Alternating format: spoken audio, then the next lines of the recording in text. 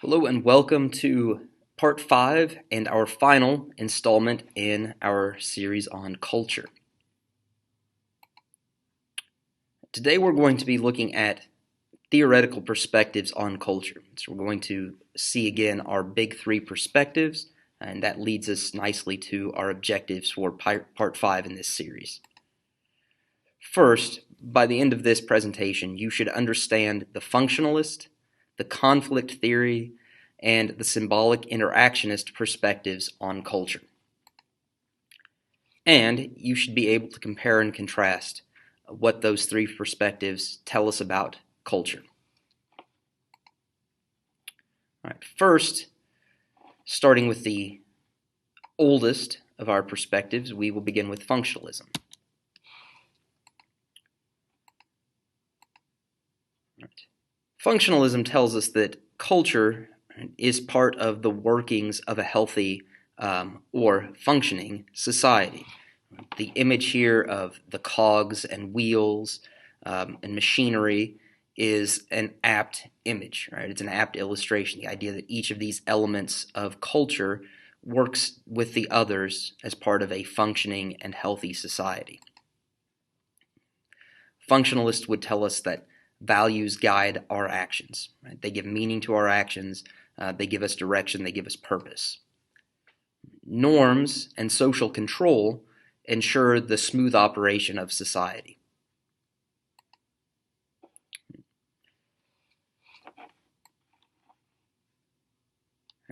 Very much an opposite view to the functionalist perspective, which tells us that the culture we have is the culture that is functional for our society and allows it to operate smoothly and in a healthy fashion.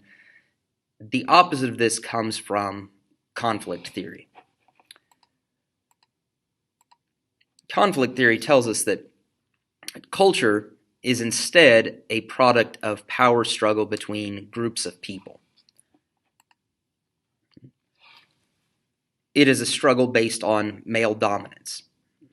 So the idea here is that men are dominant in the power struggle and therefore dominant in the culture, and so the culture reflects what men want and what is in the interests of dominant male groups.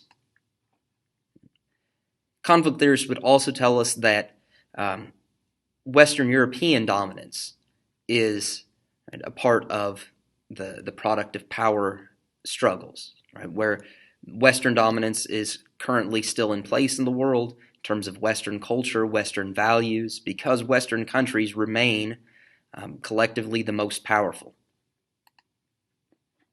And not only is culture, right, the culture that we have, the product of power struggles, right? Meaning that, again, the culture we have is the culture chosen by the winners in the power struggle. But that culture also serves to reinforce dominant groups in terms of their privilege. Right? So you hear about white privilege, male privilege. It ensures that the groups that have already won in the power struggle, or at least have been winning the power struggle, see that the culture protects their privileges and also helps to preserve their power. Now, if we see this in terms of Western dominance and in the culture, we can see this in the popularity of skin whitening treatments in non-Western societies. So in Southeast Asian or South Asian cultures, right, products are produced that advertise to whiten skin, right? And the images show that white skin is better, right? The before skin is the dark skin. The after skin is light, right? Especially starkly shown in this image, right? You have the dark-skinned model, who's obviously artificially darkened, and the after model, who is very happy with her lighter complexion. That preference for lighter skin that can be seen in non-Western cultures is something conflict theorists would point to as evidence of Western dominance. You might also think of capitalism right, as something that conflict theorists would pounce upon as an example of culture as the result of a power struggle. Right? What we would see from followers of Marx today, as remember Marx is one of our conflict theorists, is that the capitalist culture, right? And you can argue, well, capitalism is an economic system, sure, but it creates its own system of values about behavior and what people should be doing. And what today's Marxists would say is that capitalist culture, right, is a product of Western dominance, and it ensures the continued privilege and power of the West by exploiting people in non-Western countries. So perhaps ensuring that countries in Africa that produce commodities for the West remain poor and continue to produce those commodities that Europeans and Americans want at cheap and exploitative prices. That ensures the continued privilege and power of the West. And these kinds of things, a preference for lighter skin in non-Western cultures, and what today's Marxists would see as capitalist exploitation, those are all cultural elements that conflict theorists would hold up as examples of how culture really works, and culture is a product of power struggles. All right, and finally, and we'll spend a bit more time with our symbolic interactionists here. We'll have slide A and slide B. Symbolic interactionists, they don't judge culture, right? If you noticed, in functionalism, culture is viewed as a good thing, right? It's the glue that holds society together. At the same time, it's the grease that keeps all of those cogs and wheels performing their functions correctly to keep society chugging along. Conflict theorists tell us that culture is something imposed by dominant groups for their own advantages, for their own privilege, to ensure their own continued power. So there are judgments. For functionalists, the culture we have is good. For conflict theorists, the culture we have is largely negative. Symbolic interactionists take a much more neutral view of culture. They tell us that culture is something that shapes our behavior and yet is shaped by our behavior. Right? Remember, it's that kind of circular culture affects us, the social world affects us, but we are also constantly shaping the cultural world. Right? So, shapes behavior is shaped by behavior. It is created, and culture is created, and culture is recreated by our interactions with one another. Right? We can see that in these images. Right? Daughters learn about makeup and appearance standards from their mothers. They will mimic the behavior of their mother. So that passes down gender roles, passes down expectations, lots of societal norms and culture are passed down through these interactions. Similarly, through traditions, right, we see that culture is created and recreated. Right? This man has taken over, has taken the torch from his father, right, to carve the Thanksgiving turkey. Right? It reinforces tradition. The fact of Thanksgiving dinner itself reinforces the tradition. We fix the same dishes the same way. We have recipes that are passed down from generation to generation, and rituals like the carving of the turkey that are passed down from generation to generation. Right? It's a proud moment for this man that it is his responsibility in his own household to carve the turkey and serve his father and his mother. Right? So it shapes our behavior. Right? It is created and recreated by our interactions with each other. Right? At the same time, within that recreation, there is the possibility for change.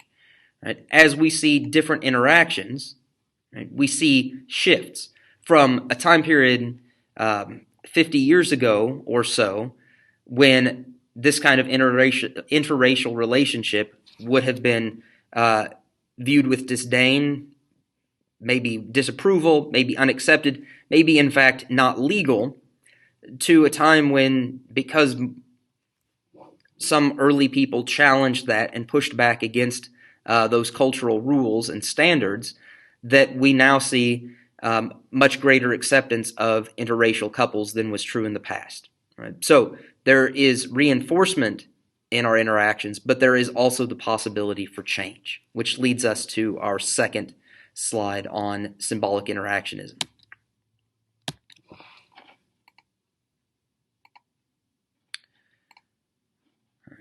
Because as we saw in the case of interracial relationships, cultural innovations are possible. However, the spread of cultural innovations is uneven, which is not really a surprise, right? We know with lots of things, there are people who are early to pick up on a new trend. There are people who are much later, right? So we have the innovators here who drive the trend, right? In the case of our interracial relationships, these were the early people who were brave enough to be public and to push back against norms and even laws that said their relationships were unacceptable. Right? These were the innovators. Early adopters were that larger but still small group of the population that joined in accepting or participating in that different view of accepted behavior. Right? And then as momentum starts to build, we get the first half of our majority here, the late majority, and then on this end, right, what we call the right-hand tail, there are the laggards. Right? Those are the people you might encounter still that you hear making disapproving comments of an interracial couple, for example. Right? So that spread is uneven. And you can also imagine this in the case of the United States, geographically speaking.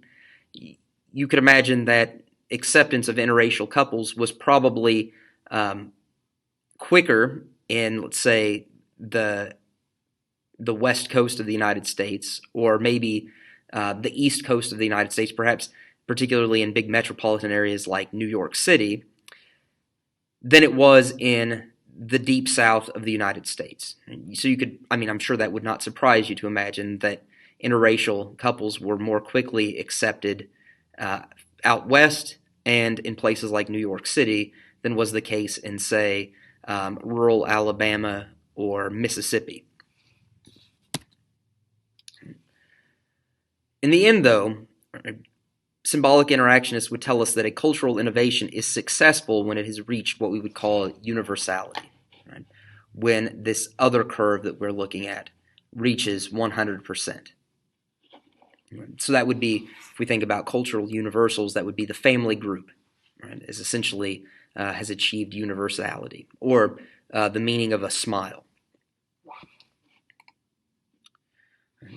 As another example of this, we can think of the cultural innovation of the smartphone, right? Where we can see that places like North America have approached and are approaching universality. The white inner ring here represents the status in 2018, right? So North America had reached 80% smartphone adoption.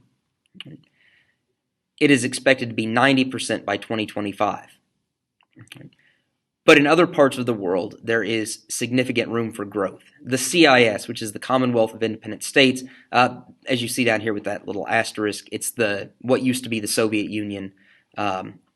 There's quite a bit of room for growth, and there's expected to be large growth.